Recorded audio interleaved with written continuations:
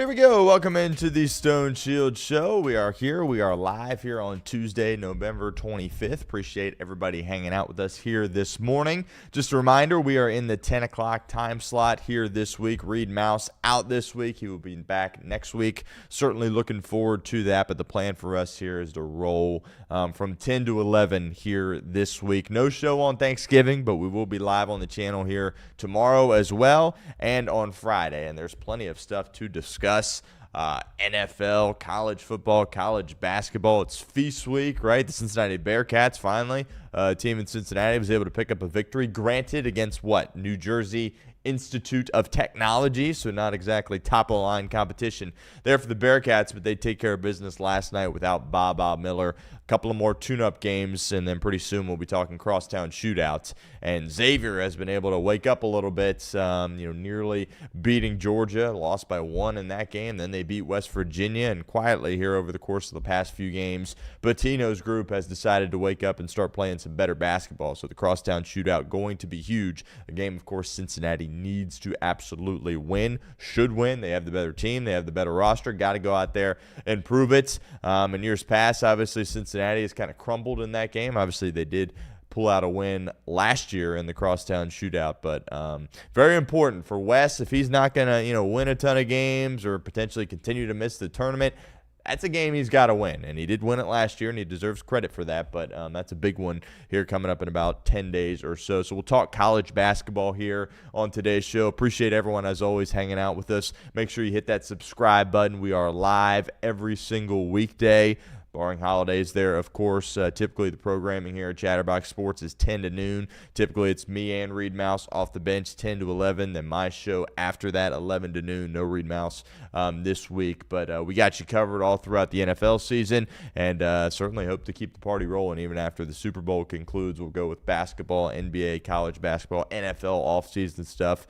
And before we know it, it'll be opening day here as well in the city of Cincinnati. So plan on doing this year-round. Appreciate everybody sticking with us. Subscribe to my podcast, by the way, wherever you get your podcasts, and you'll see clips on social media, of course, as well. Follow me at StoneShields_ on Twitter. Follow the show at the Stone Shields, and we're also on Instagram now as well at the Stone Shield Show on IG. But we're going to talk Cincinnati Bengals as we always do here on the show. Joe Burrow is expected to play. Zac Taylor was strongly hinting at it. I wouldn't even call it hinting. He basically came out and said, yep, that's the plan.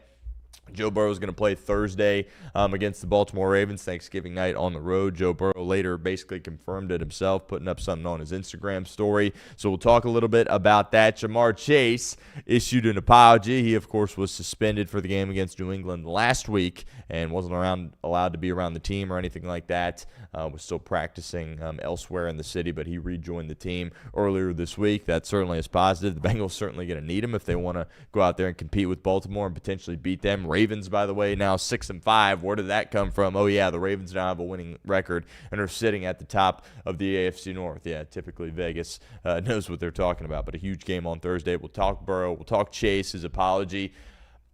I'm kind of surprised, I guess, that he apologized. Something tells me, I don't know this for sure, but something tells me it was probably his agent, maybe people within the organization saying, yeah, let's go out there and issue an apology. Didn't mention Jalen Ramsey by name. That shouldn't be surprising to anyone, but we'll talk about that a little bit. Also, Monday Night Football last night. I've been so impressed with Kyle Shanahan, the coaching job he's done with the San Francisco 49ers, right? Playing the Carolina Panthers. Carolina finally had an opportunity to go out there in a primetime game and, see what they're truly made of, and they looked like the Carolina Panthers. So we'll see the next time they get an opportunity to do that. Credit to them. They've put together some wins this year, but that was a very Panther-like performance in the game last night in San Francisco. So we'll talk about that. I got some takeaways, and I think there's a potential head coach candidate. We talk about, each and every year there's always some hot coordinator, right? That's like, oh, he's going to be the number one most sought-after guy to take a head coaching opening. Doesn't really feel like there's that this year, but there could be a guy potentially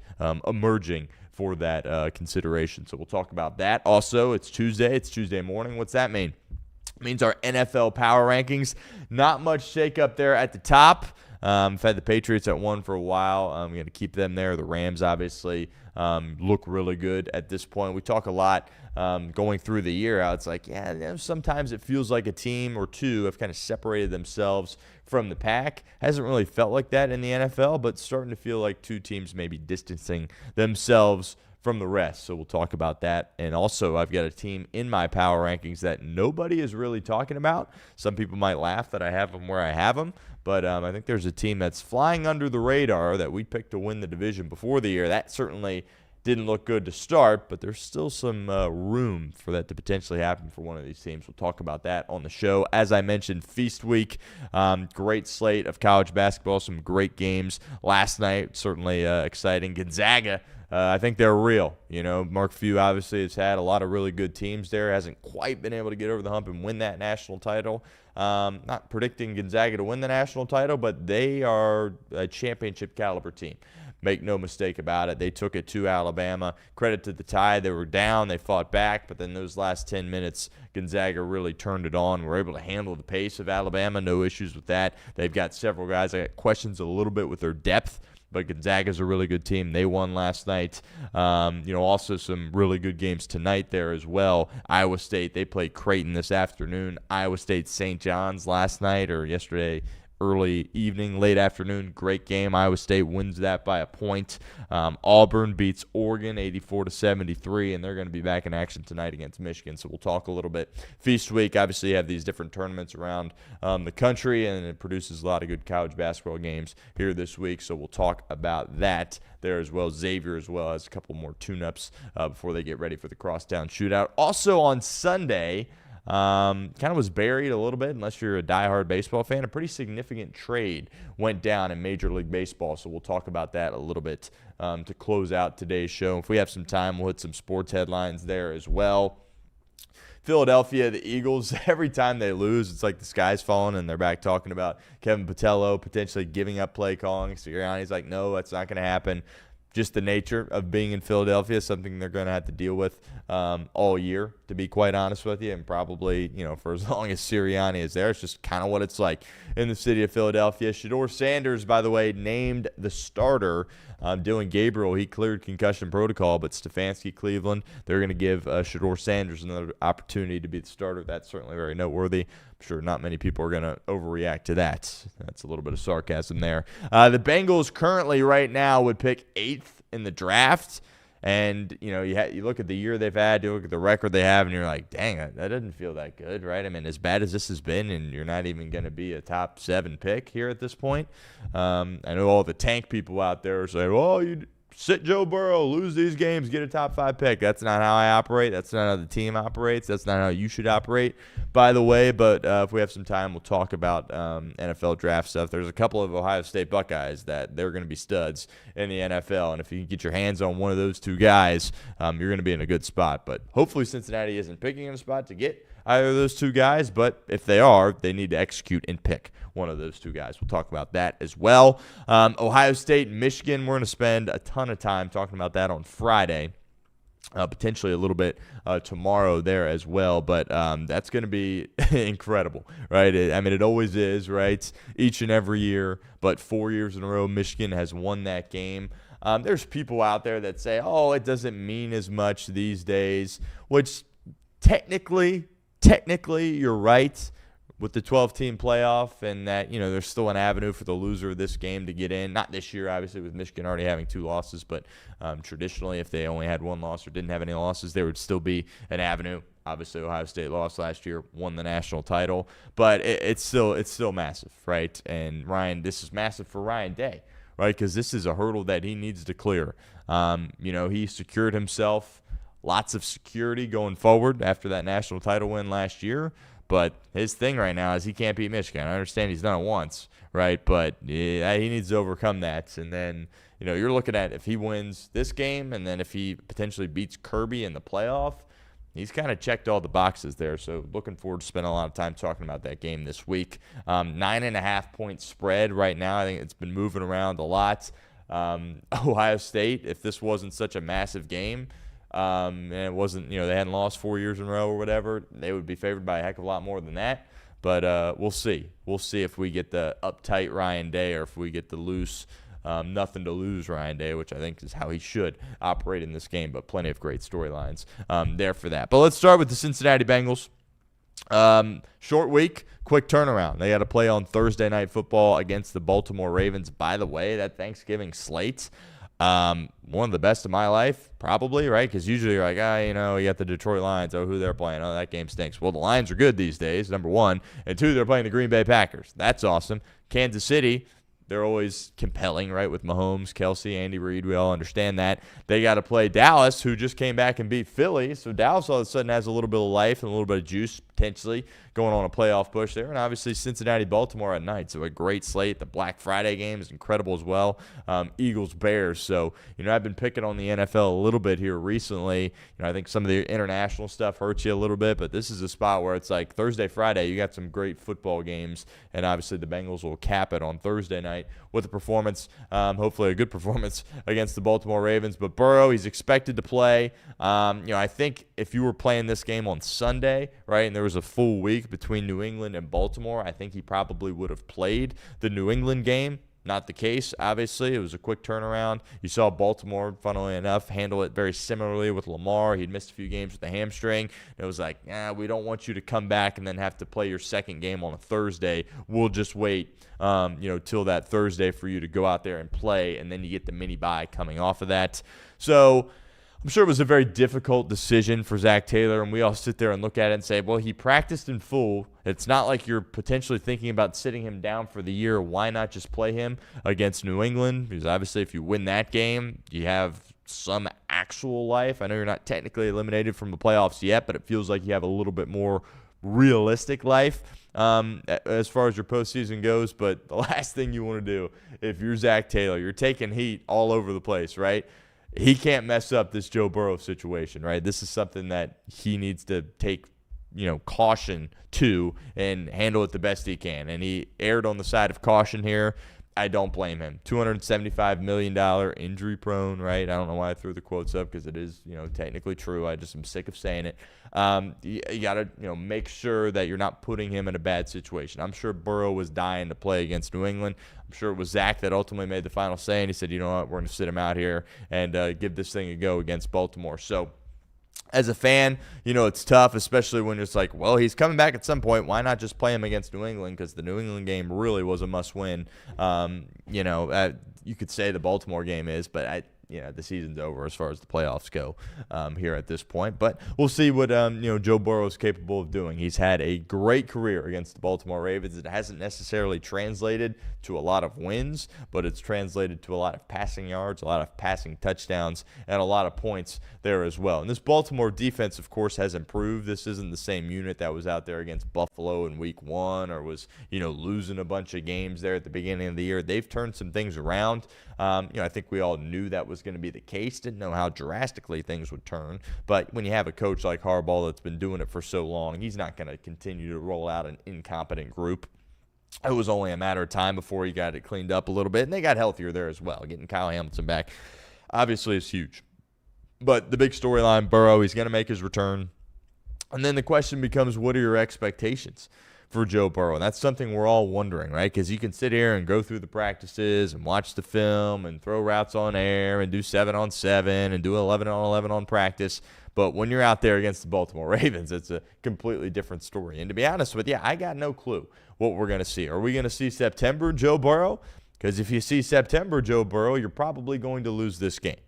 But if you see Thanksgiving Joe Burrow, you're probably going to win this game, right? If we're being completely honest here. And if the defense can, continue to improve upon what they've done the past 2 weeks and not go back to old habits of not tackling the ball carrier, right? But I'm very interested to see what Joe Burrow looks like, what he looks like from a mobility perspective, right? Obviously with the turf toe, is he going to be back to full Joe Burrow, right? That's what I'm expecting because the doctors say he's good to go, and they're rolling him out there, right? So if he's not moving around out there, I'm going to be like, he's not even close to 100%. What are we doing playing him? But I expect him to show that mobility in the pocket. I expect him to extend plays to some degree. I hope he understands that, hey, let's not go out there and take these massive shots and hold on to the ball for a ridiculous amount of time. Let's play quick. Let's play in rhythm. Let's get the ball to our playmakers in space and kind of ease our way back into this thing a little bit. But it'll be very interesting because everybody sits there and says, oh, Zach, he's got to, protect him here with the play calls. And maybe he'll do that to some degree.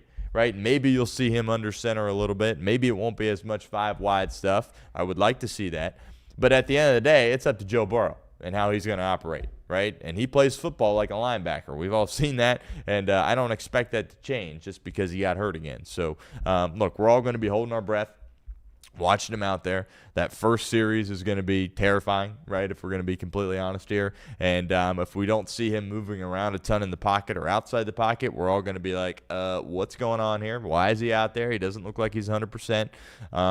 If we don't see him scramble a little bit, it's like, well, what's he doing, right? Because that's kind of the most underrated part of Joe Burrow's game that helps him take that step from being an elite quarterback to potentially being the best quarterback, is his ability to, it's not there, let's go pick up 7-8 yards with our legs and keep the chains moving. That's something he's been tremendous at his whole career and hasn't necessarily gotten that kind of credit. But I don't know, there's a lot of unknowns here. It's a very compelling game. Obviously, it's against Baltimore.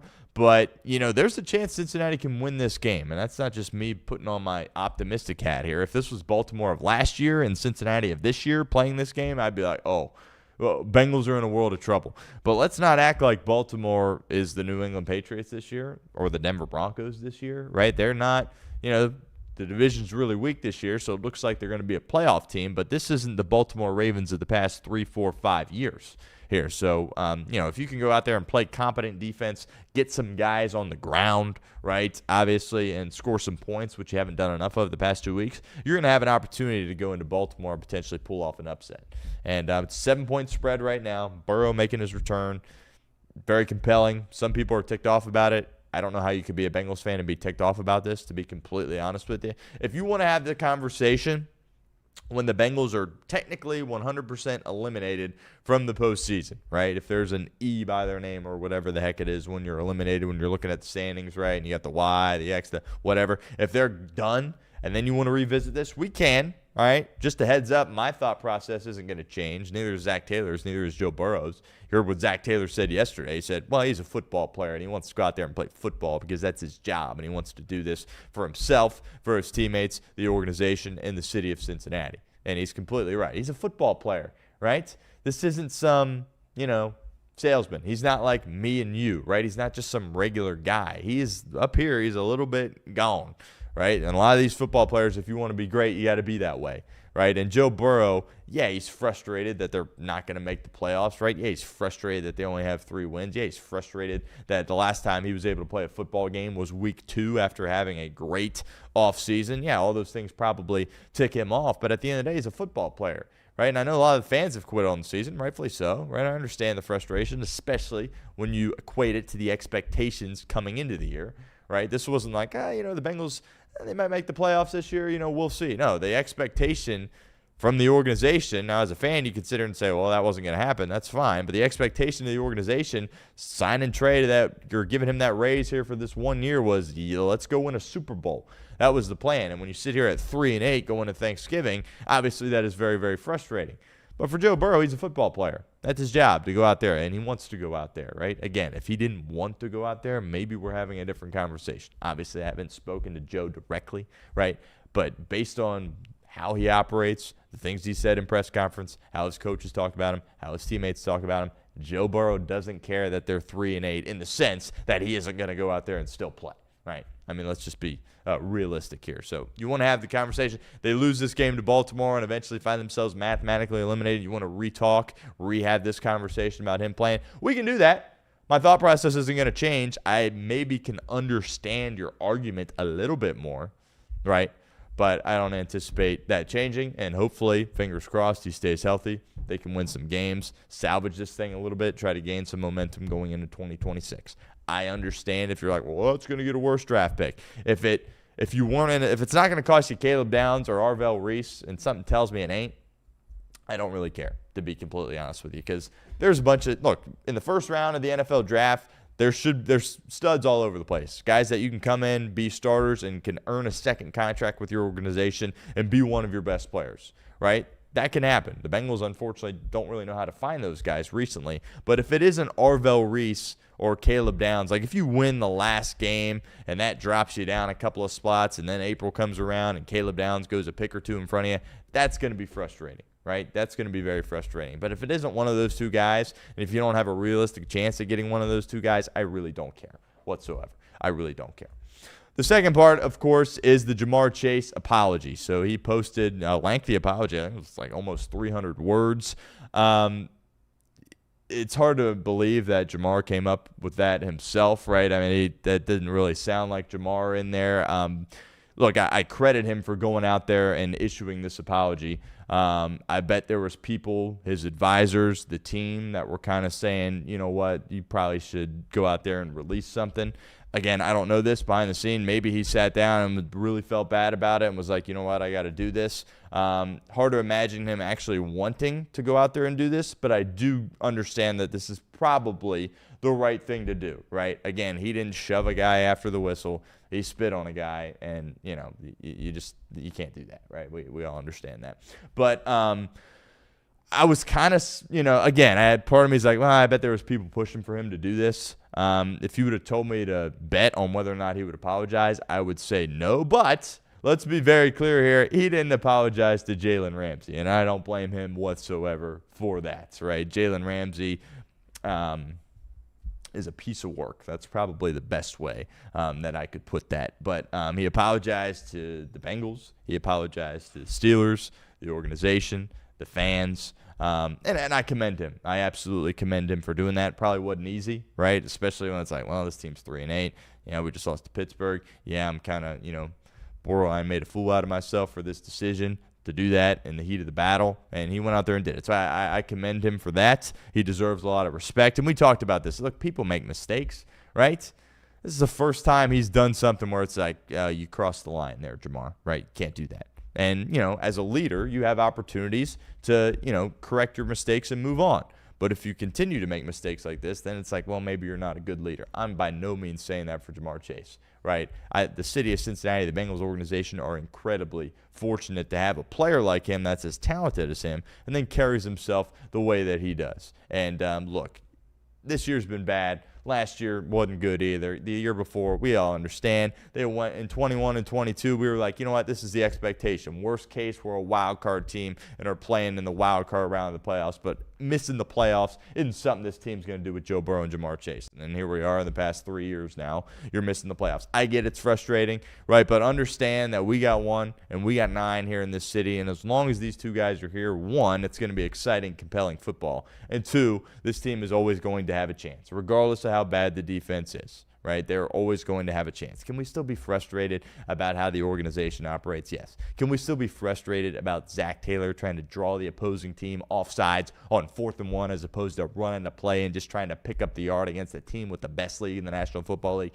Yes. We all can do that. We all can be frustrated. But at the same time, if 1's out there and 9's out there, and are these two guys perfect human beings? No, I'm not saying that. But as far as how famous they are and the pedestal that people put them on and how they handle themselves, they do a pretty darn good job, in my opinion. And the fact that they're here in this city and we get to watch them, that's something that should be celebrated, right? And Ja'Marr Chase, he can't make a mistake like that again, but nobody should kill him for this mistake, right? And I said this when it originally happened. He didn't spit on a New England Patriot or a Los Angeles Charger, right? It was a Pittsburgh Steeler. There's a lot of hostility in that rivalry. There's a lot of hatred in that rivalry. Should that have been channeled via the spit? No, we understand that. We've said that. But look, it happened. He came out and apologized. I didn't expect him to do that. He did. I tip my hat to doing that. That wasn't easy, especially, you know, going against Jalen Ramsey and the Pittsburgh Steelers. He deserves a lot of credit for it. And now he's got to, you know, move on. And that's clearly what Zac Taylor was talking about in his press conference this week. Ja'Marr was back in the building yesterday. Full steam ahead. We're moving forward, and we're getting ready for Baltimore here on a short week. Because, look, he needs to be special in this game if Cincinnati wants to have a chance, right? Especially when you don't know exactly, like, what Joe Burrow we're going to get. Is he going to, look, we can't get mad at Burrow if he's like, well, one's not there, two's not there, I'm throwing it away. Like, that's not him. That's not what makes him great. But if he's, protecting himself like that, we can't get mad at that. So we don't know how many opportunities are going to be there, but Jamar's got to be brilliant in this game, because I said it yesterday on the show. You can go back and forth on whether you think the Bengals win the game against New England if Joe Burrow goes. I personally think they do, but I don't think you can really debate. If one's out there, even with 16 at quarterback, I think you win if Jamar Chase is out there. So he's got to have a big game there on Thursday.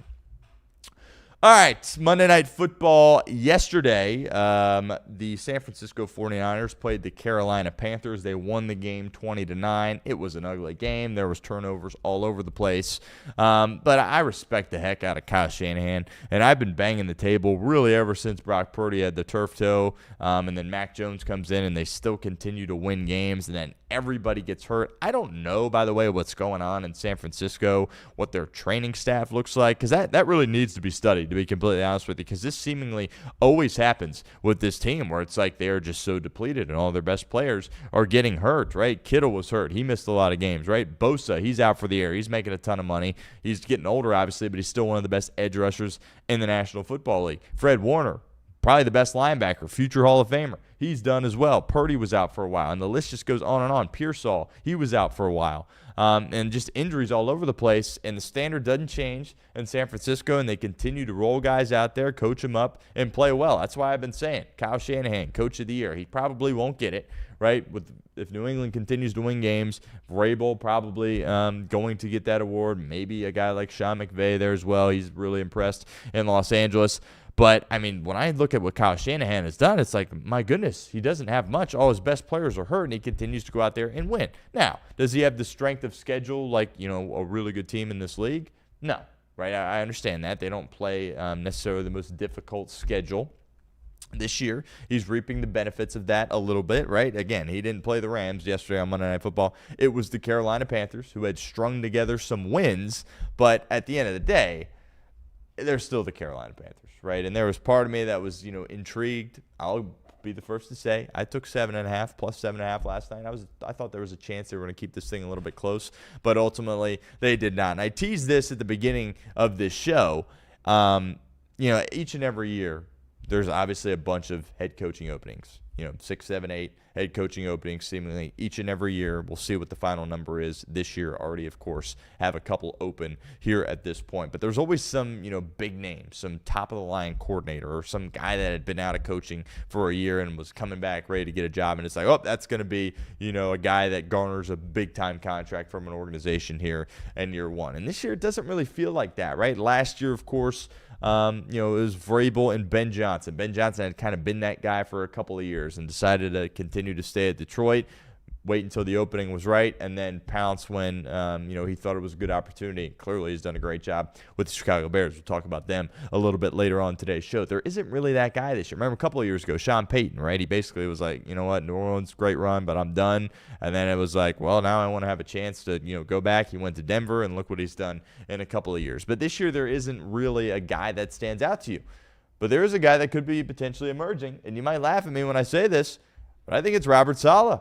Right? Robert Saleh, of course, was the head coach for the New York Jets for a couple of years. That did not work. But then again, when have the New York Jets ever worked? Right? People talk about, the Jets used to be good.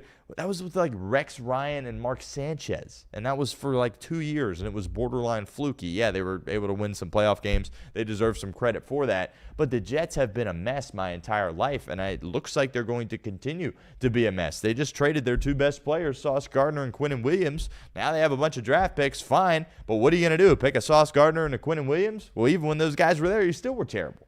Right? So I don't anticipate Aaron Glenn having success in New York. I probably would move off him, but that's kind of a conversation for a different day. But the bottom line is I don't necessarily fault Robert Saleh for what transpired there. He had the Aaron Rodgers thing. There was a lot of hype that came with that. Obviously, he got hurt the first minute of the first game, right? And then after that, there was some turmoil there. And look, the Jets are just a dysfunctional franchise, and their owner is very impulsive. He makes quick decisions, and I don't think, Robert Saleh really got a fair chance in New York. So I think if he wants to, he's going to have an opportunity to be a head coach in the National Football League. And when you look at what he's done defensively for the San Francisco 49ers, it is absolutely tremendous. Again, I just mentioned at the top of this segment all the guys that he is without at this point, all the injuries that he's had to withstand. When you're talking about rolling all these new guys out there at, rookies or guys that haven't played a ton, and they're playing good competitive football, and he's coaching them up, and he deserves a lot of credit for that. Now, it'll be interesting, right? Because obviously this day and age, a lot of people want to go with the offensive minded head coach. Kind of feels like the past 2 or 3 years, maybe that's kind of shifted a little bit, and it's not like, a general consensus that, hey, you need to be an offensive coach to be the head coach, right? So I still think Robert Saleh could have some success. Now, where are you going to put him, right? Obviously, if there's a head coaching job that's open, that means the team is in a really, really bad spot, right? I think there's some, positive momentum a little bit with the New York Giants and some of the pieces they have, but is he going to go back to New York and coach the other New York team in the same stadium? That probably wouldn't happen. The Raiders, that is just like, and we'll see obviously if Pete Carroll sticks around or not, but that Raider job is, I don't know if I want that job, right? Because they don't really have anything. They got Max Crosby and Brock Bowers. Crosby's great, but it's probably in the best interest of the organization to trade him, right? Bowers is exceptional, but maybe even the biggest part to all this is, you stink and you're going to stink for a while, but 6 of your games are against Patrick Mahomes, Justin Herbert, Jim Harbaugh, and Sean Payton. Like that's not a good spot to be in. So I don't know if he would want to leave San Francisco for like the Raider job, right? And that job's no good. And then the Titans, okay, you would think the division's kind of weak, but then all of a sudden the Colts are good. Here come the Texans. Jaguars have a winning record there as well, so maybe that's not. Yeah, you might have a quarterback in place, but he's a young quarterback. Then you got to hit on your OC. So there's not really an intriguing job that's open at this point. We'll see. I'm sure there'll be a surprise firing. Well, it's like, oh wow, that's a good job. That's open. But Robert Saleh, that's a name to keep an eye on as we continue here, and this defense continues to win games for the Niners. Look, I think they're going to be a playoff team, and I think with those coaches, they can beat anybody. They're not going to be a favorite against some of these great teams in the NFC. But if they get in, they have a chance. They absolutely have a chance. And it'll just come down to Robert Saleh. If he's like, you know what, I was here in San Francisco before the New York job. It was great. I loved it. I'm back. I still love it. The defense is playing great. I love working with Shanahan. Maybe he decides, he'll wait a few years, kind of like what Ben Johnson did. But it kind of feels like Robert Saleh is emerging as that guy that could be that next hot head coaching name right this cycle. Now, as far as the game itself goes, ugly game, turnovers all over the place. We talked about this when Purdy was getting ready to make his return against Arizona, where it's like, if he loses, it's going to get very loud very quickly, because you get that when you have an organization that's a big-time, high-profile organization. The Niners, big brand. The Packers, right? People are talking about LaFleur's job security here at this point. The Bears, right? Huge media market. The Giants in New York. Like, this kind of stuff just had the Eagles in Philly there, of course. He won the first game against Arizona, and he won again last night against the Carolina Panthers. But some of those interceptions, it's like, that can't be happening, right? This isn't – you're not the guy anymore that was making $1 million and that was the last pick of the draft. Like, you're making a lot of money, and they're putting a large chunk of their salary cap towards you to be a really good player, and you're sitting there turning over the ball at a crazy rate. Now, Aikman on the broadcast was kind of defending him. I didn't think they were the worst things in the world. And one thing that – some people are surprised by this, and this is what I don't get. Some people don't watch college football and they love the NFL. It's like, well, in order to fully understand the NFL, you need to watch college football. And I watched Brock Purdy a ton at Iowa State, and obviously he wasn't at Georgia or Alabama or Ohio State, so he was asked to do a lot. But this is who Brock Purdy is. He's a gunslinger. All right, he's got no fear, and he will let that sucker rip regardless of what's going on out there and regardless of how many interceptions he's thrown in that game. And I think he deserves some credit for that. He's He's kind of got a Brett Favrean style to him. Obviously, the arm isn't as close, but just as far as his decision-making, he's got no fear. He will let it rip. He'll sling it over the middle. He'll go wherever, and it came back to really bite him as he had 3 bad interceptions there in the first half. Again, Aikman kind of defended him. I sort of get it, but it seemed like he was kind of putting the ball in harm's way, but that's who he is, right? Now, obviously, that's got to get cleaned up, but he's got a different style of playing than Mac Jones. Mac Jones is very much point guard, ball distributor, get it out quick, positive plays, not many negative plays. That's not how Brock Purdy operates. He's going to look for the big play. He's going to look for the big shot. He's going to force that ball in a little bit, and that's part of the reason why he's been able to be so successful in the NFL. But, if they would have lost that game, and they could have easily lost that game, we'll talk about the Panthers side here in a second. But there's been some people in San Francisco like, we might need to make another change at quarterback and go here with Mac Jones because we function a little bit better with Mac Jones than we do with Brock Purdy. For what it's worth, I'm not sitting here saying they need to start Mac Jones. I think they could win a lot of games with Mac Jones. They have proven that they can win a lot of games with Mac Jones. You paid Brock Purdy. He deserved the contract, right? You got to, sometimes in this league, you just got to evaluate what you see and remove the draft pick, right? You're kind of seeing this in the inverse with the Cincinnati Bengals and a guy like Myles Murphy, where it's like, well, what's he doing? He should be, better. He was first round pick. He clearly doesn't have it, right? Has he shown signs of life past couple of weeks? Sure. But Brock Purdy, you got to, especially now after he's been paid, you got to stop evaluating him like he's the last pick in the NFL draft. No, this is a guy making, $45-50 million, and he needs to be evaluated like that. And, look, I think he still gives them the best chance to win. There's going to be more ups and downs with Purdy than there is with Mac Jones. He's going to put the ball in harm's way a little bit more, but that's part of the reason he's in this spot, and that's part of the reason the Niners trust him. And I love how Kyle Shanahan is defending him, right? Kyle Shanahan is such a great coach. And, Lisa Salters asked him at halftime, like, what's going on with your quarterback? Like, what are you going to tell him? He's like, oh, no, he's fine. Like, a couple of bad decisions there. He just kind of missed inside on that one ball, but he's throwing the right spots. I love what he's doing, and we'll be fine. Then she's like, what are you going to say to him at halftime? And he's like, nothing. Just keep doing what you're doing, and, got to be a little bit more accurate here at times, but keep playing. Right, I love that from a head coach, especially with a guy coming back from injury like Brock Purdy. And I understand that patience might run out a little bit if these trends continue to happen for Brock Purdy, but I don't think there's much reason to have too much controversy here at this point. Again, Mac Jones can win games for you, but are you winning a Super Bowl with this team? Again, I just said at the top, with Shanahan and the guys you have and the coaching, and you've been here, you've done that, you have a chance, but the odds of you winning a world championship this year are very, very low, especially with all the injuries that you've had to sustain there as well. So, look, I think the world of Mac Jones. I think he's one of the best 32 quarterbacks in the world. I think he should be starting somewhere, but I don't think you need to be worried about potentially moving off Brock Purdy. I think he'll be fine, right? He's going to throw some interceptions. That's what he does.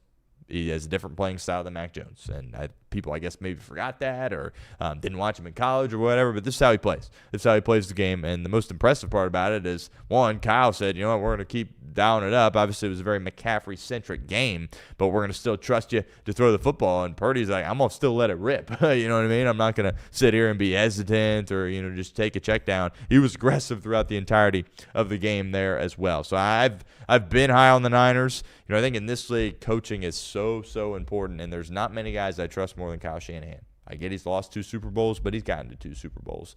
And for me, I'd vote for him for Coach of the Year right now if the season ended right now, but I understand a guy like Vrabel or McVay probably going to get that award. Now for the Carolina side of it.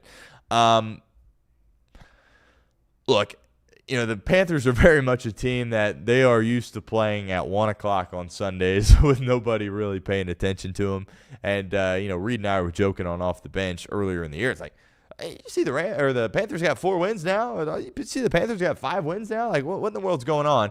And this was finally an opportunity, especially with Tampa declining, where it's like, if the Panthers go out there and win this game, they're going to have an opportunity to win this division. And they still have a chance to win this division. Obviously, Baker, his health very much up in the air. And besides him, there's a lot of guys that are not healthy at all for Tampa. They don't play good defense, right, there as well. So the Panthers are still going to have a chance here.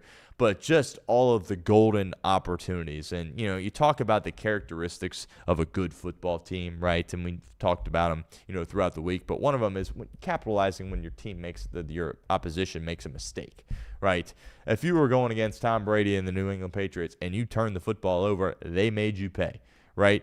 The Kansas City Chiefs, if you make a mistake against them, they make you pay. Josh Allen, if you make a mistake and give him the ball in plus territory, he's going to make you pay. Joe Burrow, Lamar Jackson, right? All the great teams do that. And they were just given golden opportunity after golden opportunity after golden opportunity when Brock Purdy was throwing all those interceptions there. And, by the way, McCaffrey fumbled, and you had two guys that literally landed on the football and weren't able to corral it.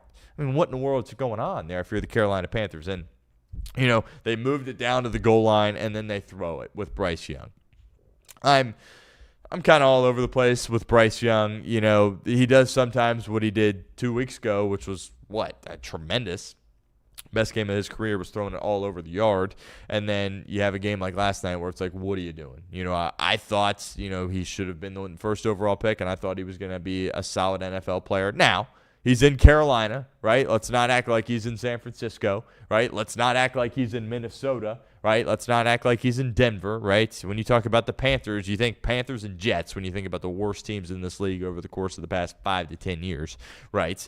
But at the same time, this Carolina team has some pieces. They did a great job in free agency. Canales, we'll talk about him in a second, but I don't know. You need Bryce Young to be a lot more consistent than he has been, and he had an opportunity here on a national stage. Panthers usually don't get this opportunity, and he was not able to cash in. He was not able to cash in at all in that situation. As golden opportunity after golden opportunity, and you only scored 9 points. Right? That's not good. Now, Dave Canales, I blame Dave Canales way more than I blame Bryce Young in this game. Some people, again, you've won games in this league this year, and winning is very hard, and he deserves credit for putting them in the position they're in right now, especially after the course of the past few years with Carolina. Their owner is an idiot, right? David Tepper, right? So he's got to deal with a lot. I was never big on Canales, right? There was a weird story that came out about him when he got the job, and we're not going to go into that on the show, but that kind of always rubbed me the wrong way on Dave Canales. So I've never really been a Canales guy. But when I sit here and watch this game and just watch what transpired on the football field, what are you doing? I mean, you've ran the ball all year with Rico Dowdle, and you've done a tremendous job of running the football. And you're just going to sit back and decide to sling it around? I understand Bryce Young had a great game last week throwing the football, but this is a depleted front for the San Francisco 49ers. They got young guys all over the place. They got backups all over the place. The strength of your football team this year was running the football, and you didn't run the football at all. You just said, we're just going to drop back and throw it all over the place. I did not understand that at all. Dave Canales deserves a lot of criticism for that. And frankly, you see some bad coaching performances here, usually more from like a decision-making standpoint where it's like, we're back up in our own territory and we're winning, but we're going to go for it on 4th and 5. What are you doing? Right? But this from start to finish was terrible from Canales. Like, run the ball. Right? You're getting all these opportunities. They're throwing the football to you. Your defense is making incredible plays. J.C. Horn, by the way, is incredible. I know he got hurt. Hopefully he's fine. But he's kind of gotten buried a little bit in Carolina because he plays for the Panthers. But this is one of the best DBs in the National Football League. And you just said, we're going to throw it around with Bryce Young. Right? And I like McMillan. I think Tet's going to be a good player in this league. But beyond him, what do you have to work with, really, from a skill guy weaponry perspective? Not much. Right? And you got a quarterback that's kind of a roller coaster ride. And they just didn't run the football. So I really don't understand that at all. Again, I've never been a Canales guy, but that was one of the worst coaching performances I've seen. Right? Robert Saleh's probably sitting there like, oh my goodness, like they're not, like this is awesome. They're just throwing the ball. Right? And Bryce Young, of course, too, is putting the ball in harm's way there as well. But I mean, they had an opportunity to really hang in there from a time of possession standpoint with all the turnovers, run the ball, chew clock, pick up first downs. You can run it in the red zone against San Francisco too. Didn't do that at all. And ultimately, it cost them the game. And if you had plus 7.5, which I did, you're like, I mean, you should have easily covered this game. But you only scored 9 points after all the turnovers your defense created. So from a head coaching perspective, really just a head scratcher there. And, Carolina doesn't play many primetime games. Again, they kind of fit in at that 1 o'clock slot. And, they had an opportunity to, show the world that they were for real, and they looked like the Carolina Panthers. So, again, they got a chance still with Tampa faltering a little bit, but that was kind of my biggest takeaway from a Carolina perspective. Like, Canales, man, I run the football. What are you doing? And he opted not to do it. All right, NFL Power Rankings. We do it every single Tuesday here at the show. We'll go through these rather quickly. Not a ton of change at the top The Eagles lose to the Dallas Cowboys. And, people have been banging on Philly like, oh, that offense is bad. They punt a lot. They don't get it to A.J. Brown, but they were still winning games. Well, the heat gets cranked up pretty significantly when you stop winning games and start to lose games, especially when you have a 21-0 lead. I'm not panicking necessarily on Philadelphia. Are they the same class as some of those teams in the West, particularly the Rams and the Seahawks? No, I understand that. But I'm not fully panicking on them. But I had them at 3. I've had them at 3 for a while. They're going to continue to drop a little bit in my list. There's a couple of teams that are debuting here in the power rankings, so looking forward to that there as well. We'll start with a couple of teams that are on the outside looking in here at this point, and one of which is the Detroit Lions. And the Detroit Lions are one of those teams where it's like, could they go out there and beat the best team in the NFL? Yes, they could. But could they lose to the New York Giants? Yes, they could, and they almost did. They've got some questions there from a play calling perspective, how they're going to handle that. Jared Goff is still a solid player in this league. He's not all-world, but he's not a bum. He's very, very good NFL quarterback. But clearly without Ben Johnson, he has regressed a little bit. And that's, look, you see what Ben Johnson's doing in Chicago. He's tremendous. That's going to happen a little bit. I've got big-time questions on their defense. You're letting Jameis Winston score all those points. That's not good. And, if they find themselves in a game where they're playing the Rams and give up a ton of points, I don't know if their offense can necessarily hang in there this year. Again, they can beat anybody, but I've got them on the outside looking in this week. I also have the Indianapolis Colts on the outside looking in. I know there's quite a few Colts people that watch this show, so I apologize for that. But I at the end of the day, it's like, well, you got Daniel Jones. And it was great in the beginning of the year. You're winning all these games, and it's like, Daniel Jones looks pretty good. He's turning into Daniel Jones a little bit too much for my liking here at this point. Again, the Colts are in a good spot. They're going to make the playoffs. Take a look at that schedule, though. Things get pretty difficult for the Indianapolis Colts. And I don't know. I think there was kind of this notion that, they're going to run away with the division. No problem. We'll see how they do in the playoffs. Stand by as it relates to that. Stand by as it relates to that. The Jaguars are also on the outside looking in. Cohen's great. Liam Cohen, he's done a tremendous job. Ben Johnson's getting all the praise. Talking about Coach of the Year earlier in the show, I forgot to throw Ben Johnson's name into that ring there as well. He certainly belongs there, but he's kind of stealing all the limelight from Liam Cohen, who's done a tremendous job as a rookie coach. Trevor Lawrence, I've been a big Trevor Lawrence guy forever, but I mean he's 7-4. The Jaguars are 7-4, kind of in spite of Trevor Lawrence, believe it or not. So they're on the outside looking in as well. All right, coming in at number 10, making their debut this season, the Chicago Bears. Last week, obviously, they were unranked. They beat Pittsburgh 31-28. They're 8-3 this year. They deserve a lot of credit, right? Ben Johnson is amazing. He is awesome. What he dials up offensively is great. And, some guys, it's like, well, he's a great offensive coordinator, but he can't be a head coach. McDaniels, right? Defensively, Spagnuolo, right? Ben Johnson can be a head coach too. He's great in the locker room. Clearly his players believe in him and trust in him. Clearly he gets them ready to overcome. Clearly he gets them in a position where they can win in multiple different types of ways. We talk about this at the college level all the time, right? You can't just have one way that you can win. You have to win if it's ugly. You have to win if it's high scoring. You have to win if it's a defensive game. You have to win if you lose the turnover battle. You have to try to be able to overcome that, right? And he's done a great job of that. And look, I'm not in on the Bears fully in a playoff situation. I know I just said I had the Lions out, but in a playoff game, I would take Detroit over Chicago. I certainly would take Green Bay over Chicago there as well, but they've won 8 games. Caleb Williams, that completion percentage kind of stinks, but he's not throwing it to the other team, and the miraculous is still there, and he's extending. They're running the ball. They're playing some defense there as well. The Bears deserve to be in the top 10. I've got them at that number 10 spot. 9, I got the Chiefs, right? And, we talk about this a lot where it's like, well, it kind of just feels like you have a bunch of teams that's like, yeah, they're good, but we don't know how good they are. And that puts teams like Kansas City, Buffalo, Baltimore in a very advantageous spot. Why? Because they have great quarterbacks. I do think there's 2 teams that have kind of separated themselves a little bit from the rest of the pack. We'll talk about them coming up here in a second. But the Chiefs, I know they're 6-5, and I know that if they lose that game in overtime to the Colts, we're sitting here like, they might not make the playoffs here. And that still very much is a possibility that they miss out on that. But crunch time, late fourth quarter, 4th down, 3rd down, overtime, who do you trust more than Mahomes and Reed? I can't really think of any names here at this point. So I've got the Chiefs at 9. Again, they didn't blow you away against the Colts. That's a good Colts team. They've won a lot of games. Chiefs came out on top there in that game, and they're 6-5. It's not great, but good enough to be in the top 10 and here at this point because they're dangerous with what they got there at the quarterback position, the head coach position. I know people are tired of me saying it. It's just the reality of the situation. Here's the surprise team. We talked about this when we first came on the air here. Number 8, I've got the Houston Texans.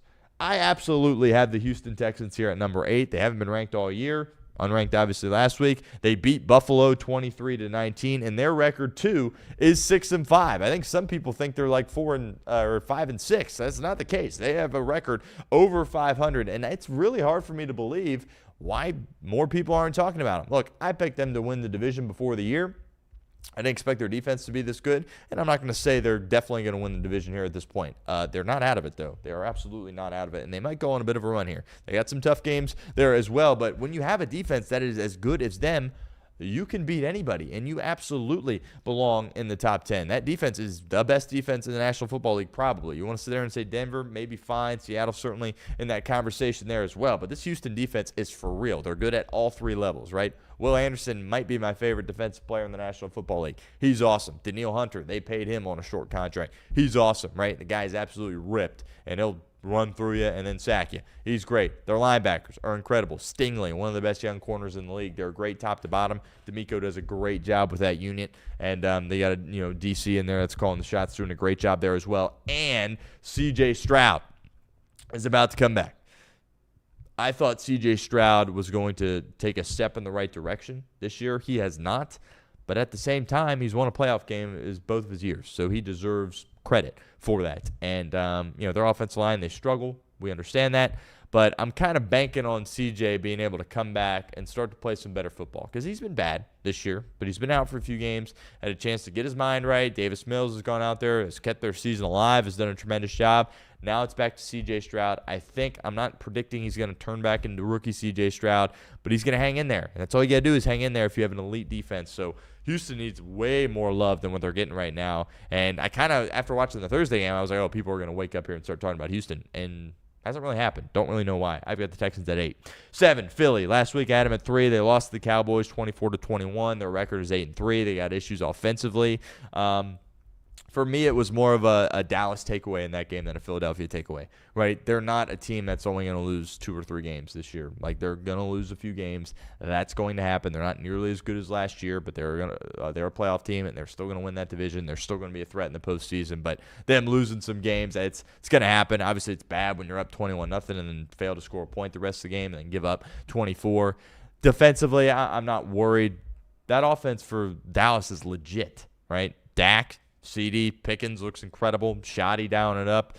They got some tight end usage there with Ferguson running the ball a little bit there as well. So I'm not pushing the panic button for Philadelphia. We know they're not elites, but we also know they're still scary, especially if you see them in the playoffs. They check in at 7. 6, I got the Niners. I'm high on San Francisco, man. I think when you have a head coach and you have a coordinator like Saleh and you're doing a great job in getting as much out of a unit as you can when you don't necessarily have the strength that you have at those particular spots.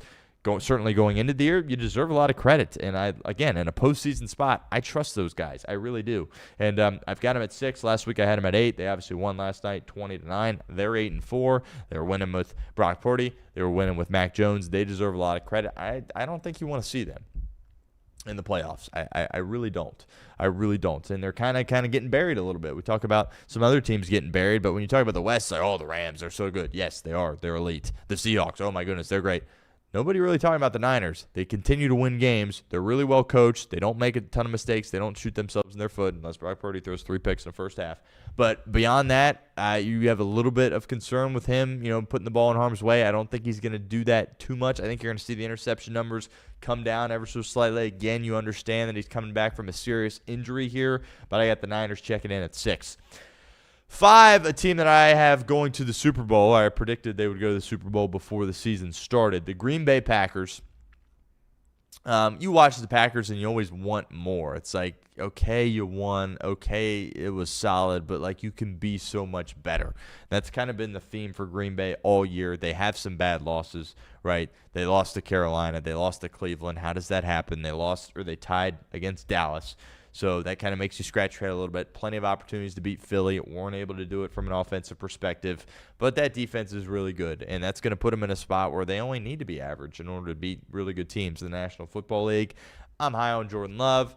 Been a bit of an up and down year. I think he can play well in the playoffs. He's proven he can. Last week I had him at 10. They beat the Vikings 23-6. It's great Vikings defense, obviously, with Flores. Great defensive performance, only giving up 6 points. But then again, you went against J.J. McCarthy, who might be the worst quarterback in the National Football League. That guy is absolutely awful. But, I just trust Green Bay to find a way to get it done this time of the year. When the weather starts to get colder, right, I trust Jordan Love. They got some guys in the run game that obviously are banged up. I trust that defense. I trust LaFleur. I trust Halfley. And I've got them at 5, despite the fact I always am looking for a little bit more from them. Seattle at 4. They're coming back down to earth a little bit here. They beat Tennessee, but it was close, a lot closer than it should have been. They have an 8-3 record. That Sam Darnold interception game against the Rams is going to linger in my mind, and I'm going to have a hard time backing them in the postseason because I'm going to continue to think about that performance. And obviously, played poorly in the postseason last year as well. But they won. They're 8-3. That defense is good, really, really good. JSN's incredible. He's a top 5 receiver in the league at this point. But Sam Darnold, I've got some concerns there, and last week they were at 6. I bumped them up to 4 because there was some losing that happened around them.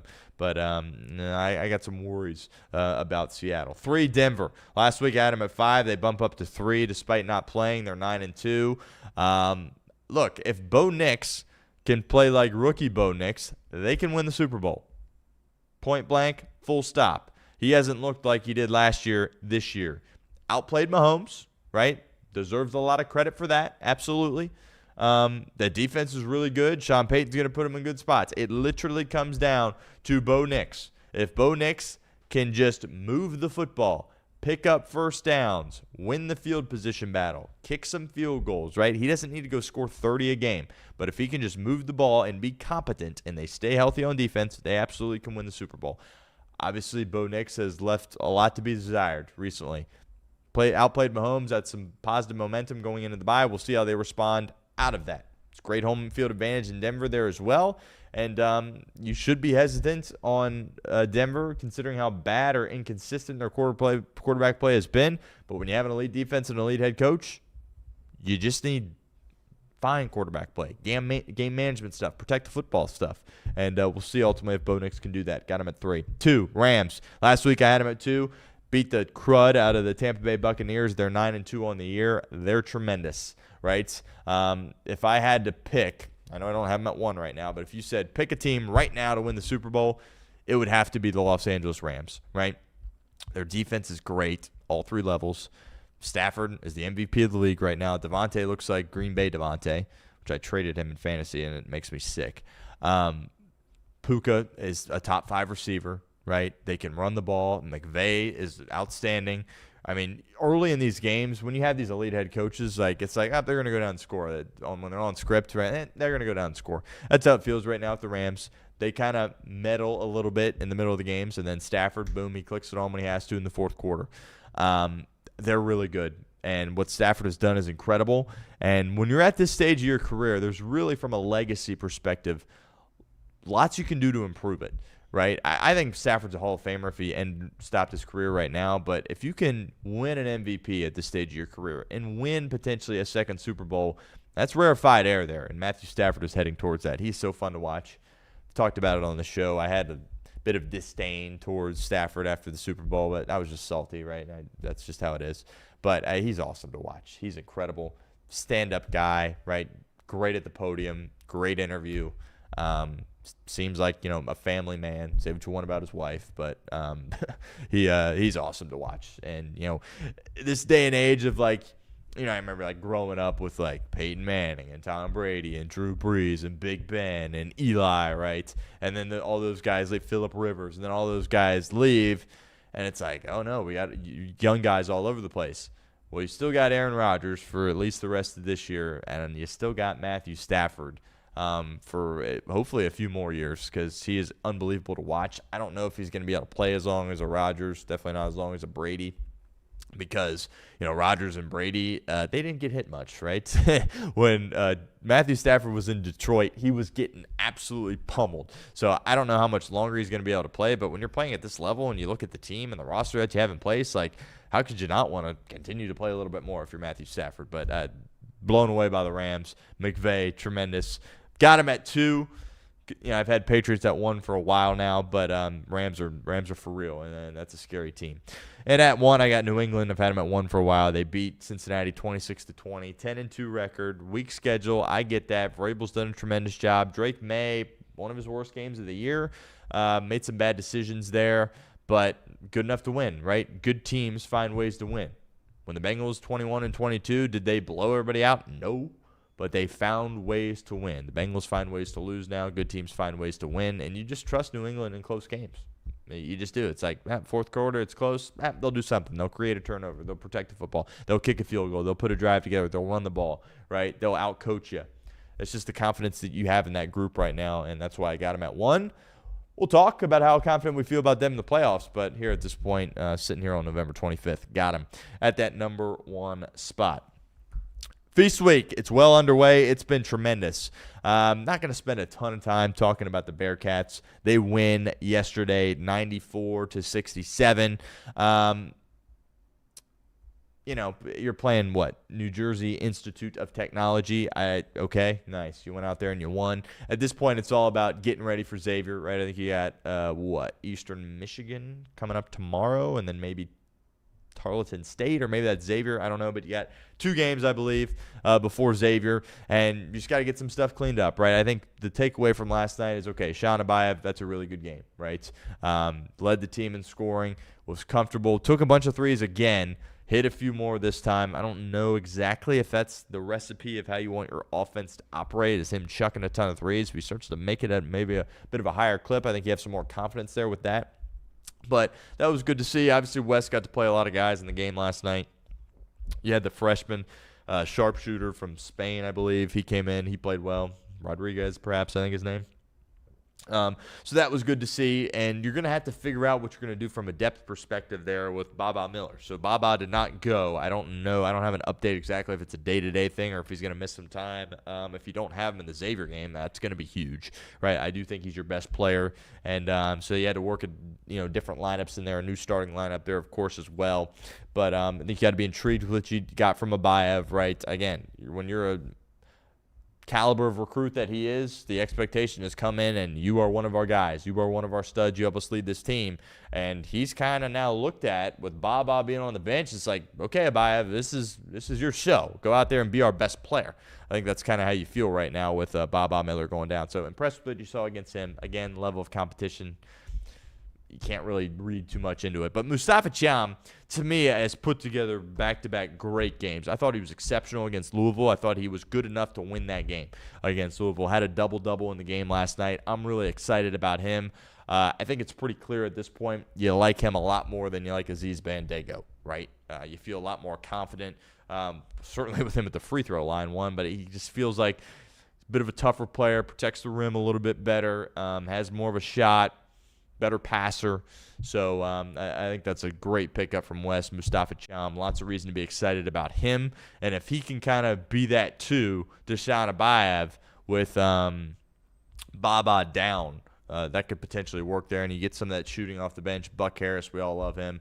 He's a spark plug off the bench. I liked what West did. I think there was probably some temptation from West to insert him into the starting lineup without Baba. He didn't, but, I mean, that guy's just an electric factory when he comes off the bench. He's sprinting up and down the court, getting steals, dunking on people, jumping out of the gym. He's great, and a good call there from West to leave him on the bench. But, a couple more tune-ups here. Eastern Michigan, obviously, is certainly a step up in competition from NJIT. But, I think, kind of an exhibition type of feel last night. But, you got to win. Took care of business. Not too many issues. Handedly, you took care of business there. So, good bounce back there for the Bearcats. Iowa State, St. John's yesterday, great game. St. John's dropped a few games earlier in the year. They got another difficult game today against Baylor. But, I like this from Pitino. You've seen this with Nate Oates. Like, you're playing some good teams, and I think you shouldn't be scared to do that in college basketball, right? There's a ton of teams that make the tournament. And if you have success within your conference, you're going to make the tournament, right? So I don't have any issues with, scheduling some tougher opponents. That's the thing here. Because as a college basketball fan, I'm tapped in. Now, or with football, on Thanksgiving, for instance, there's some good college basketball games on Thanksgiving. Probably not going to have much of my attention there when you look at the NFL slate, but I definitely consider myself someone that's into college basketball. But there's a lot of portion of the fan base that they show up in March, right? I think the whole idea here is how can you peel some people away from football and kind of tap into a little bit what's going on in college basketball. Early season, great competition helps do that. You're seeing that a little bit more. Props to Alabama, props to St. John's, teams that are testing themselves early here. Would like to see more teams do that. And, St. John's, they lose to a good Iowa State team, but whatever. And when you're playing in these kind of tournaments, right, and you're playing, back-to-back days, right, and you're playing good teams, it's just good for the sport. It's good for the sport, and it's what makes this week so great. Auburn beats Oregon 84-73. It's tough to say what you expect from the Oregon basketball team here at this point. I think they got a great coach. Obviously, Auburn is without Bruce Pearl. It's his son that takes over. You got some question marks there. If you're an Auburn fan, unfortunate because the past couple of years you had teams and rosters that were good enough to win a national title. You weren't quite able to capitalize there, but they should be solid, but they're definitely wouldn't consider them a national title threat here at this point. They're in action against Michigan, who might be a national title threat there, so looking forward to that game. Watch the Gonzaga-Alabama game. I've always had kind of a soft spot for Gonzaga. I just think it's cool that they're not in this big conference. They're a small school, but they're so good. And I love the fact that Few's been there for so long. I think that's really kind of a neat storyline. He's had multiple opportunities to leave and take a big-time job, but he stays at Gonzaga, wins a ton of games, and wins games in March, too. Hasn't won that national title yet, but I'm always pulling for it. I would love to see Gonzaga win one national title with Mark Few at the helm, and not predicting they're going to do it, but this team has the ability to do it. Was really impressed with how they played against Alabama last night. When you play Bama, it's kind of like a UFC fight early, where it's like you just got to that early flurry of they're sprinting, they're running down the floor, or they're pulling threes, they're going in. You just got to be able to withstand that. Gonzaga did a tremendous job of that. And then there were some moments there when Bama went on a bit of a run and Gonzaga said, not so fast. We're going to hang in there here in this game. And ultimately, when you rebound the way Gonzaga did and you just find a way to hang in there, it's only a matter of time before you distance yourself, right? And Bama made a charge there with about 10, 12 minutes left in the game, and then rest of the way, Gonzaga just kind of separated and never looked back. I think the storyline of the year for Alabama right now is they can't rebound the basketball, and they give up a ton of offensive rebounds. Part of it's a size thing. Part of it's an effort and toughness thing. Aiden Sherrill, who was a freshman last year, he's a sophomore this year. They're paying him a lot of money, I would assume, in NIL, and they're expecting him to be a force on the boards. And, he can score, which is great, but he hasn't been able to rebound the way you want. And there was a couple instances where shot goes up for Gonzaga, and he just turns around. You got to find a body, and you got to go get the rebound. You are the 5 out there. You need to get the rebound. The transfer from Tarleton State, Bristow, he's tremendous. Maybe if you're Nate Oates, you think about putting him into the starting lineup a little bit. Taylor Bowen, he's had some good moments, but he only played 14 minutes last night, and he fouled out. So it's that's not good, right? So it'll be interesting to see how Nate Oates handles his rotations here, but you can't continue to get beat like this on the boards or you're not going to have a chance to make a run, right? I think you look at this Alabama roster, you look at the talent they have, you look at their backcourt, you look at their coach, you say, it's a national championship team.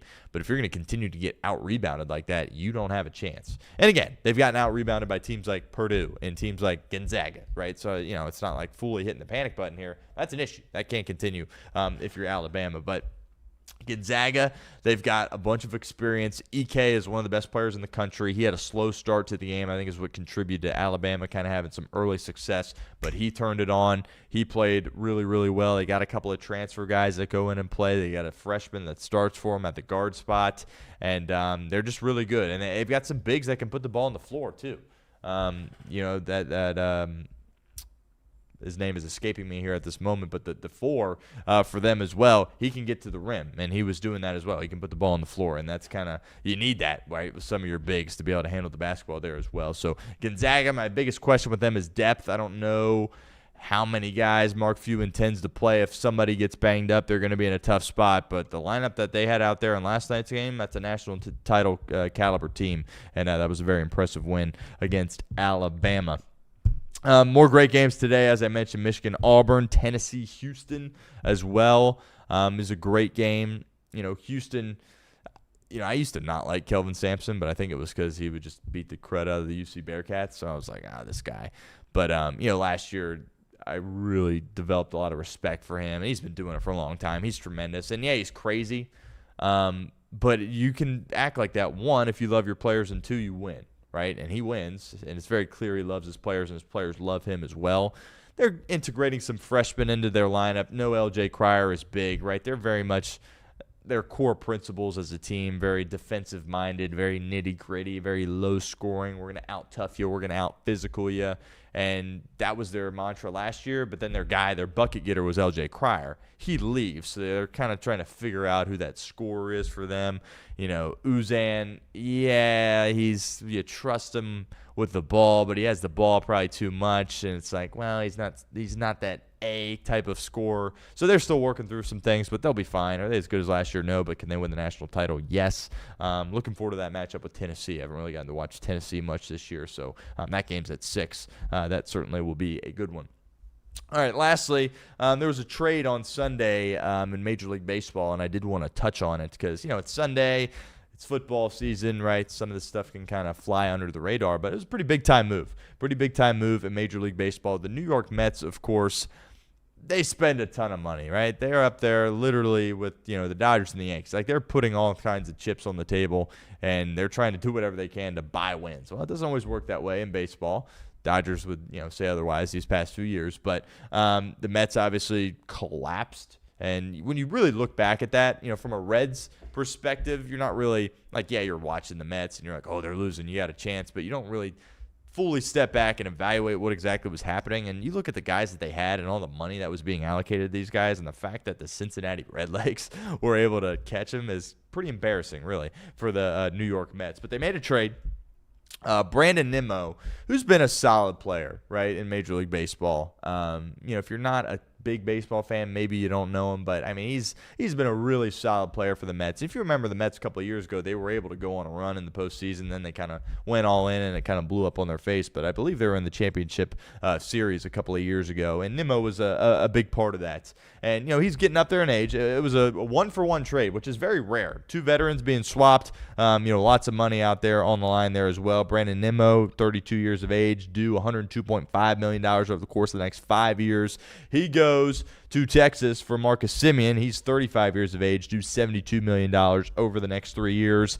And very rare, really, in baseball that you see 1-for-1, just kind of a player swap, right? And some money there as well. Certainly going to help the New York Mets free up some cash there as well. But Semien's a guy that, he's a Gold Glover. He's won the award twice. He won the Gold Glove last year. Tremendous second baseman. Has been a major leaguer for a long time. And it was a big reason why the Texas Rangers won the World Series a couple of years ago. He is a really tremendous player. He's a great leader, great in the clubhouse, right? And has just been around the block and has been there, done that, has played in big games, and has won big-time games. And the biggest thing for him is the bat just hasn't quite been there for Marcus Semien, right? I think he batted ‘230 last year, and Nimmo, he was around the .260 mark, and Nimmo had 25 home runs. Semien only had 15 home runs. So the offensive production just hadn't been there for Semien, and obviously they're kind of going in a different direction. Texas, they won the World Series, was great.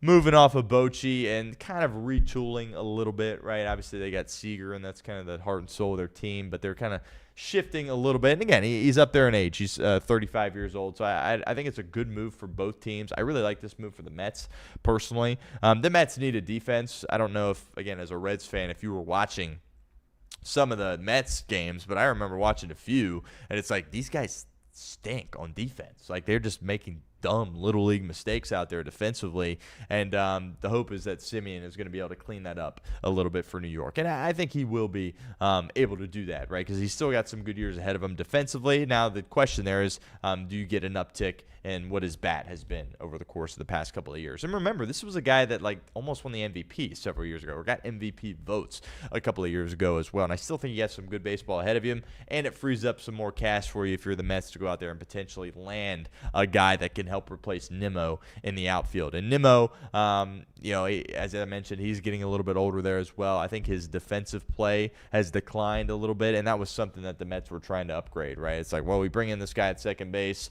That's a significant upgrade. McNeil obviously been there. Jeff McNeil been there for a long time. They're going to move off him at second base. I don't know what exactly his role will look like, or if he'll, what he'll be doing next year. But getting Siemian there and then getting Nimmo out, in left field is big, and then trying to bring in somebody in free agency. Obviously, Kyle Tucker's a big name, but he's more of a bat guy than a glove guy. But, Soto out there and right, and he's locked up for, he's a 15-year deal, and, he's going to hit a lot of home runs and produce for you offensively. But defensively, it's that you need somebody to be really good over there in left field if you want to improve your defense. So kind of a rare one-for-one trade. In Major League Baseball, it doesn't really happen much, but two veterans getting swapped here, and I think it works out for both these teams. I really do. And the Mets needed to do some retooling, and, we'll see. I think that combo up the middle from a double play perspective with Lindor, of course, and Siemian is really going to be good. And that was kind of, when Texas, they had some clutch hitting. I remember Adolis Garcia, he went on that run. But that team foundationally, they pitched really well too, but they didn't make many mistakes in the field. And like you had Seager and Siemian there up the middle, and that was just tremendous for the Texas Rangers. And they kind of were able to piggyback that on their way to a world title. So, again, he's 35 years old, and if you're the Rangers, you've kind of been – you won the World Series. It was great, but the past couple of years you haven't really been close, right? You need to do some retooling there. Good move for them. You move off Siemian. Again, the Mets are trying to be in win-now mode, right? When you spend that much money, you should always be in win-now mode, right? You're never going to have a rebuilding year for the Dodgers or the Yankees or even the Mets, who are kind of an unserious franchise, but they spent a ton of money and they're trying to win games. So, the fact that Simeon's 35, that doesn't really do much for the Mets. And at the same time, if you're Nimmo, he had a no-trade clause, by the way, so this kind of, was a decision for him to sit there and say, I don't want to, or I'm okay with this trade, right? And, I think he still believes he has an opportunity to potentially win a world championship in Texas, right? They've got some pitching. They've got Seager, of course, and that's a division that I think is gettable, I would say. So, he waived the no-trade clause, and ultimately he's going to end up in Texas, and that gives him an opportunity to still compete for a world title. So I think a good move for these two teams. It'll be interesting to track, the MLB offseason. We'll do that, obviously, here at the show. And, JT Realmuto is a guy that's like, well, where's he going to end up, right? A guy like Kyle Schwarber, a guy like Kyle Tucker. So there's some dominoes that are going to fall in Major League Baseball, and that's certainly going to be fascinating to watch. Maybe we'll get another trade there as well. But this is a pretty big-time trade. And, again, it kind of went under the radar a little bit considering, what exactly is going on this time of year. And, again, if you're a baseball person, you obviously understood that, okay, this is kind of a big move here. But if you're just locked into football and just kind of waiting for opening day, maybe a move that you didn't necessarily come across your timeline or that you saw, but significant, and we'll see what the Mets look like. I still think you just don't trust them, right? It's just one of those teams where it's like, well, they should be good, but I don't really trust them to be good. And Philly's going to be in a rebuilding type of situation, but you still trust Philadelphia more, in my opinion, than you trust the Mets. Braves had kind of a one-off. It's like, it's hard to imagine the Braves being that bad again this year. So that division certainly will be a fascinating one to watch here this next year. But Brandon Nimmo, and Marcus Siemian, they flip teams here in November. All right, a couple of quick storylines before we get out of here on the show. Shedeur Sanders is starting for the Cleveland Browns. Interesting. Gabriel's cleared concussion protocol. You wonder who's calling the shot here, right? Is it truly Stefanski that's making this decision? I think he kind of got to see, right? Again, he didn't take Gabriel in the first or second round. He was a third-round guy. So there's some expendability there. And, Shedeur, he gets you a win, right? You only had 2 wins this year before it. I get you played the Raiders, but there's some curiosity there. But interesting to know if that's, Kevin Stefanski saying, Shedeur Sanders gives us the best chance to win. We're going to go with Shedeur. Or it's, Haslam and those guys upstairs, perhaps Andrew Berry. It's like, well, we got to see what we have here in Shedeur. We're getting a lot of people, a lot of eyeballs our way. There's a lot of fans that might want to come into our stadium if Shedeur Sanders is playing. So we'll see how he performs this week. I was wrong week 1. Didn't expect him to play good enough to win. Let's not get carried away. He was not great in that game at all, but he was good enough to win and deserves some credit for that. Again, Bengals are 8 in the draft right now. Mentioned that a little bit. Maybe we'll do some more draft stuff. Again, I love the NFL draft, and we're going to do a bunch of NFL draft stuff. But when you're talking NFL draft on November 25th, that is very depressing, right? And I don't like doing that. But kind of where Cincinnati's at, especially if they lose on Thanksgiving, right? So, again, for whatever reason, there's such a big chunk, and we'll go on a full rant about this someday, but about NFL fans and their teams. They get so obsessed with, we got to get a top draft pick. We got to lose these games. We're not going to make the playoffs. We got to really stink so we get a top-line draft pick. I just don't get it. Like, I can't imagine. Sports is the toy department. This is fun stuff, right? And if you're a sports fan, that is a distraction from some real-life stuff that's transpiring in your life. And if you want to spend that time to root against your team and hope they lose, so you could have the opportunity to make a pick on a guy that there's no guarantee he's going to be a hit. Crazy. Absolutely crazy to me. So, again, mentioned this at the top of the show. If it's one game left and you're playing your final game and you're eliminated, right, and you have an opportunity to pick in the top 5, if you lose, we can have that conversation. But sitting here talking about losing games on November 25th, is absolutely absurd. And there's 2 guys in this draft. The Bengals obviously have no interest in a quarterback, and there isn't really one there is not one that's like a franchise-altering guy, like a can't-miss guy, like, how Trevor Lawrence was perceived, right? There isn't a guy like that in this draft. But, Arvell Reese and Caleb Downs would come into this team and immediately upgrade their defense. Immediately. People laugh when I say this, but I think Arvell Reese, if I had to put money on who's going to be picked first overall in April, I think it would be Arvell Reese because he's about to go off on Saturday. He's about to go off against Indiana. And he's about to go off throughout the entirety of the playoffs there as well. And you're going to be sitting there going, oh, that's the best player in the country. Yeah, he plays linebacker, but he's going to add some weight, and he's going to be Micah Parsons. So the Bengals aren't going to be in a spot to pick him. Now Caleb Downs becomes the other player there, right? Because he's a safety, and there's always, it's not like he's a corner, right? Or not like he's an edge rusher. It's like, well, how do you value that position? He brings wins. Caleb Downs is a winning player. He will enter the NFL and be a winning player immediately. He tackles. He covers. He's great against the run. His IQ is tremendous. He does it all. He absolutely does it all. And if you have an opportunity to get Caleb Downs, I know it's a name a lot of people in this town are talking about. Yes, you absolutely take him. But talking about tanking for him here, tanking for a safety here on November 25th, stop it. Absolutely stop it. All right, that'll do it for this edition of the show. Appreciate everyone, as always, for hanging out, as always. We'll be back tomorrow. And, we got some, not really on a time crunch here, so we've gone about an hour and 20 these 2 days here. So appreciate everyone hanging out. Podcast will be up later this afternoon. Clips on YouTube there as well. And we should have a guest on the show tomorrow. But stick around for the news on that. Follow Chatterbox Sports on social media. Usually we put out a post when we do have a guest, but we should have a guest tomorrow. So be on the lookout for that. Appreciate everyone as always. We'll talk to you tomorrow. Until then, take care, everybody.